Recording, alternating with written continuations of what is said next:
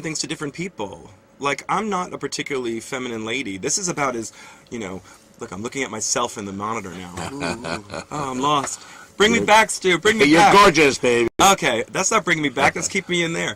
I really did lose my train of thought because I saw myself on the. Look at me. Look at her. Oh my God.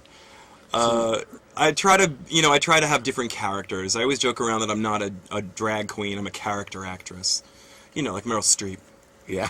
I don't know how true it really is, but no, I think that's I really true. enjoy taking on other personas and, as an actor, finding empathy with, different universal experiences. And being able to play with gender as part of being an actor really frees you up in a lot of ways as a performer.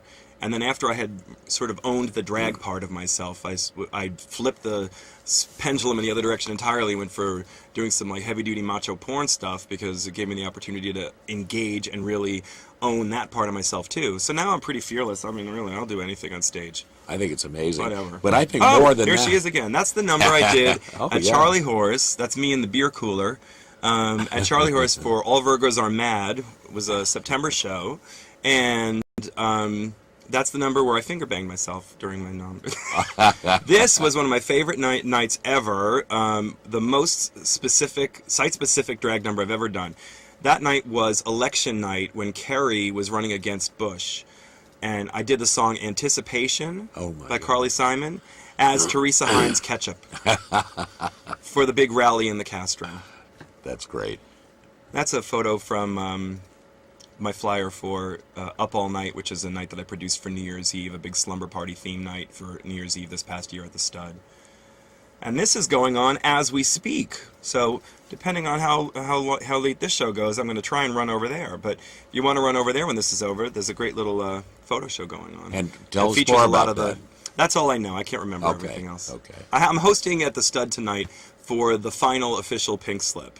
It's Hysterica is a drag queen who does a lot of fun performance stuff here in town, and is also doing a little fashion show thing, and it's his birthday party. And then we have a bunch of other queens in town, and the singer Wendy Ho is going to be there, and I'll be doing a number as well. Mercy Fuck, probably Fruit Bomb, Phaedra from LA. So I'll be covering that Pink Slip shift, since Virginia Suicide is suffering from exhaustion. That's the official word. Well, it sounds like you're also really a producer, or almost a magnet, Yeah, maybe. I mean, it really does. I mean, you do so many things, and then you're starting Bulb, and you've done a lot of, you do a lot of volunteer charity stuff, too. Yes. As performance. You're all over, really. And I get around, Stu. You're a cyclone of energy and talent, my God. So, the Bulb will be coming up in about 3 weeks or so. It's so in gestation right now that I can't even give you the specific date because I can't remember what date today is. But it's exciting. I want people to watch for it. Do you mind if I have a snack? I'm starving. Oh, yeah. Come on in. This is my, my assistant, Jordan. Say hi, Jordan. Come on. Say hi. Hello, Jordan. Hi. All right. Welcome to the drag show. Welcome. Thank you. I just need a little snack. I was feeling my blood sugar's low. I need my Fruit Loops. Oh, my gosh. Ask away. Yeah. Say, Jordan, why don't you come back into the frame? Now, what do you think about the beauty of this beautiful lady?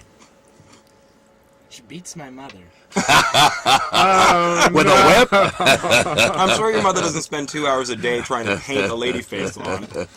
You'd be surprised how long she does. All right, well, if she needs lessons, you can send her over. I'll try. Send it back home. So have you been able to see any of the local drag scene?